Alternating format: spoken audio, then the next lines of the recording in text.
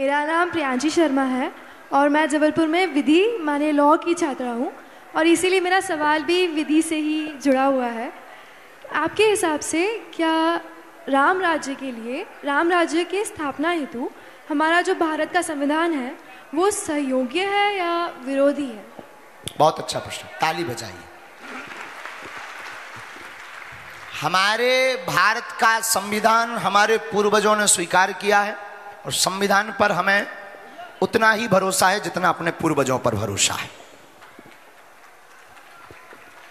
और संविधान का प्रथम पृष्ठ जो प्रारंभ होता है वो भगवान राम से प्रारंभ होता है। हमारे देश का जो संविधान है, हमारे देश की जो आचार संहिता है संविधान की, हमारे देश की जो विधियां हैं, जो प्रक्रिया बनाई गई हैं, उसमें हमें कहीं पर भी विद्रोह नहीं लग रहा है। बस 124 या 25 बार सुधार हुआ है, संशोधन हुआ है लगभग। हम चाहते हैं कि एक बार हिंदू राष्ट्र के लिए संशोधन हो। लगभग 124 या 25 बार संशोधन हुआ है और जब जब जरूरत पड़ी तब तब संशोधन हुआ है इस राष्ट्र में। हम चाहते हैं एक बार और संशोधन हो और भारत हिंदू राष्ट्र हो। और इस अगर ऐसा होता है तो आज भी संविधान पक्षधर है और आगे और पक्षधर रहेगा। और जिस देश के संविधान का प्रथम पृष्ठ ही राम जी के चित्र, स्वर्ण अंकित चित्र से हो रहा हो, उस देश में राम राज्य नहीं आएगा तो क्या कंबोडिया का राज्य आएगा?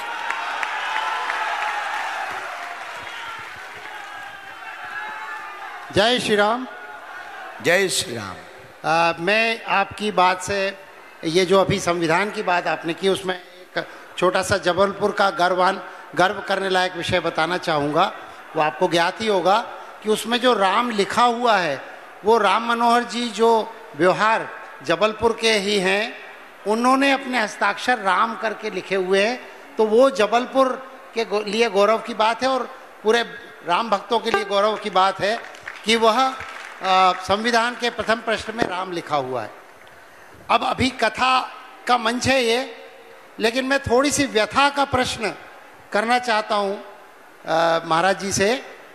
व्यथा ये है कि हम समरसता की बात करते हैं और पिछले महाराज जी 40 वर्षों से हम अपनी संस्थाओं में, विभिन्न संस्थाएं जो हिंदूवादी संस्थाएं हैं भारत में काम कर रही हैं, उनके द्वारा समरसता के मंत्र भी देते हैं, विचारे गोष्ठी करते हैं, नारे देते हैं, लेकिन वह हम देखते हैं कि समाज में या व्यवहारिक रूप से वह नहीं आ पा रहा है। लेकिन हम अब ये चाहते हैं कि आप जैसे समर्थ जो इस मंच पर विराजित होते हैं, जिनको लोग शब्दशः पालन करते हैं, क्या इस मंच से 21वें सदी की सनातन में आने के लिए इस समरसता के भाव को जन जन तक पहुंचाने में सार्थक प्रयास करते हुए क्या एक दंड प्रयास करेंगे या मंत्र प्रयास करेंगे या किस तरह प्रयास कर सकेंगे? बहुत अच्छा प्रश्न है आपका। वर्तमान में भारत देश में अगर कैंसर के बाद कोई दूसरा खतरनाक रोग है तो वो है जातिवाद। पूरे देश में कैंसर के बाद सबसे ज्यादा जहर है जातिवाद। और हमारा जन्म शुक्ल वंश में हुआ, ब्राह्मण परिवार में हुआ, लेकिन आप सोच करके पता नहीं क्या सोचेंगे, हम जातिवाद पर भरोसा नहीं करते हैं। हम भगवान राम के सबरी के घर जाने पर भरोसा करते हैं। हम भगवान राम के चरित्र को पढ़कर निषाद को मित्र बनाने पर भरोसा करते हैं। तो सामाजिक समरसता के लिए इस देश में सबसे पहले तो समान नागरिकता लागू होनी चाहिए। समान नागरिकता जिस दिन इस देश में लागू हो जाएगी, ये जातिवाद, ये वैमनस्यता, ये जातियों के प्रति आदर और अनादर, ये मिट जाएगा। सब समान हो जाएंगे और भारत का ये जहर मिट जाएगा हमेशा के लिए। और साथ ही साथ फिर ना तो कोई अनुष्ठान की आवश्यकता है, ना कोई दंड की आवश्यकता है। ये विधि के हाथ में है, भारत की विधि मतलब संविधान विधि के हाथ में है और वो ये कार्रवाई कर सकते हैं। और हमें लगता है ये कोई ऐसी कार्रवाई नहीं है कि जो गलत हो, इससे देश का ही भला होना है। जब सब समान होंगे, समान होगा और समान विचारधारा होगी तो भारत आगे बढ़ेगा और राष्ट्र का उत्थान होगा। अभी भी कई जगह देखा जाता है कि मंदिरों में जाने नहीं मिलता। अभी कई ऐसे जब आते हैं समाचार तो ऐसा लगता है कि 21वीं सदी के सनातन को दृढ़ करने के लिए ये समाचार जो है उसको नकारात्मक। इसके लिए हमने समूचे भारत के पुजारियों को और समूचे भारत के आचार्यों को प्रार्थना भी की थी, पुनः प्रार्थना करते हैं कि हमारे हिंदू धर्म का कोई भी व्यक्ति आए, सबको मंदिरों में प्रवेश मिलना चाहिए और मंदिरों का वीआईपी कल्चर बंद होना चाहिए। सबसे पहले तो प्रवेश बाद में, पहले वीआईपी कल्चर बंद करवा दो, उस पर कोई लड़ाई नहीं।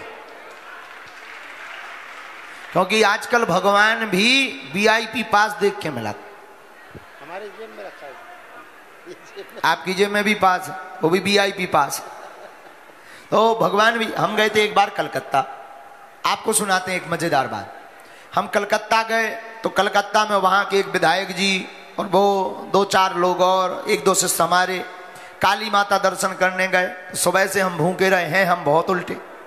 काली माता के मंदिर के नजदीक पहुंचे तो कचौड़ी बन रही थी। हमने कहा दर्शन बाद में, पहले कचौड़ी ले आ। तो वो जो विधायक जी थे वो थोड़ा हिंदी थोड़ा बंगाली भाषा बोले गुरु जी दर्शन करके खाना। हमने कहा कैसे खाना? हमारी माता कह रही खा के ही आना, ऐसे मत आना। हमने कहा हम तो नहीं जा सकते हैं, तुम्हें जाना हो तो जाओ। अब जब हम ऐसा कह रहे तो वो चेला कहाँ जाएगा? तो बढ़िया कचौड़ी आई, हम कचौड़ी खा रहे थे, चाय पी रहे थे। इतने में एक बढ़िया कार्ड लटका करके एक वीआईपी आदमी आया। बोले गुरु महाराज जी मत दर्शन करोगे? हमने कहा बिल्कुल करेंगे। बोले कान के नजदीक आके बोले 500 रुपया पर व्यक्ति लगेगा, डायरेक्ट स्पर्श करवाएंगे, सिंगार भी चढ़वाएंगे, वीआईपी गेट से ले जाएंगे। हम भी बहुत विनोद में बैठे, हमने कहा 5000 ले लो, काली माता से कह दो ये तई दर्शन दे जाए।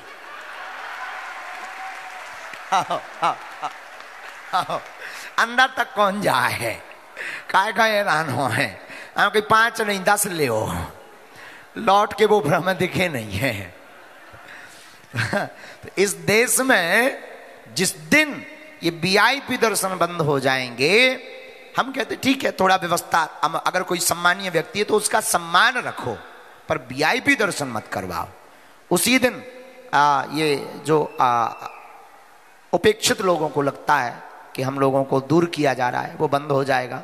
और भारत के सभी मंदिरों के पुजारियों से प्रार्थना है कि अब वैसा नहीं चल पाएगा, इसलिए सबको भगवान की भक्ति करने का अधिकार है। इसी से मिलता जुलता प्रश्न ये है महाराज जी कि क्या है कि एक आजकल जो शादियां हो रही हैं, किसी ब्राह्मण की वर्ण बनिए से, किसी की इधर यादव की ब्राह्मण से, ऐसा हो रहा है क्योंकि वो सब ऐसा हो गया है कल्चर की एक ऑफिस में काम करते हैं, एक दूसरे को देखते हैं।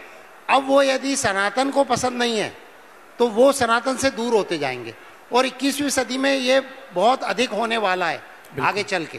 तो वो गीता में जो वर्ण शंकर की व्यवस्था है, वह वर्ण शंकर का विरोध है, तो उसको हम किस तरह से उसको जस्टिफाई करेंगे? बहुत अच्छा प्रश्न। देखो ये लवेरिया ब्याह का औजार, ये लवेरिया विवाह ज़्यादा बढ़ रहे हैं और बढ़ेंगे, आने वाले समय में बहुत ज़्यादा होंगे। इसमें कोई अपने मन मुताबिक अपना तय करके वो आगे बढ़ेंगे। गीता में जो वर्ण संकर की बात, हम गीता की बात, भगवान कृष्ण की बात को काट नहीं सकते, क्योंकि मूल होता है। जैसे पहले टमाटर चलता था, तो पहले जो पुराना टमाटर था उसकी साइज एकदम छोटी होती थी, एकदम भयंकर खट्टा, इतना छोटा टमाटर एकदम भयंकर खट्टा। लेकिन विदेशी लोगों ने क्या किया कि टमाटर का क्रॉस कर दिया, आलू का बीज टमाटर में मिला दिया, अब इतना बड़ा टमाटर हो खट्टो एक रत्ती नहीं हो। तो जो उसकी मूल व्यवस्था थी वो मूल व्यवस्था हट गई, तो उसका जो गुण था वो गुण चला गया। अब तो केवल लाल लाल भरा टमाटर है, बस इतना ही संतोषी रहा। तो वर्ण संकर की जो व्यवस्था है, हमारा मानना है कि गीता का इसी मूल पर आधार पर है कि हमारी परंपरा, हमारे वर्ग, हमारे समाज का व्यक्ति और हमारा पुत्र, हमारी संतति हमारे जैसी हो और हमारे जैसा डीएनए हो, वो डीएनए बिगड़े ना, डीएनए क्रॉस ना हो, ऐसा होना चाहिए।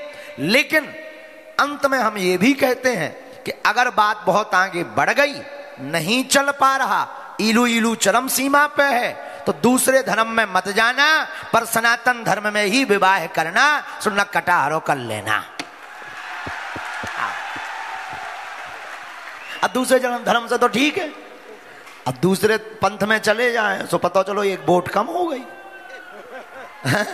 तो कम से कम यही में करें तो वोट बढ़ा है, तो इसी में रहने दो। हाँ, लेकिन गीता के विरोध में भी नहीं जा सकते।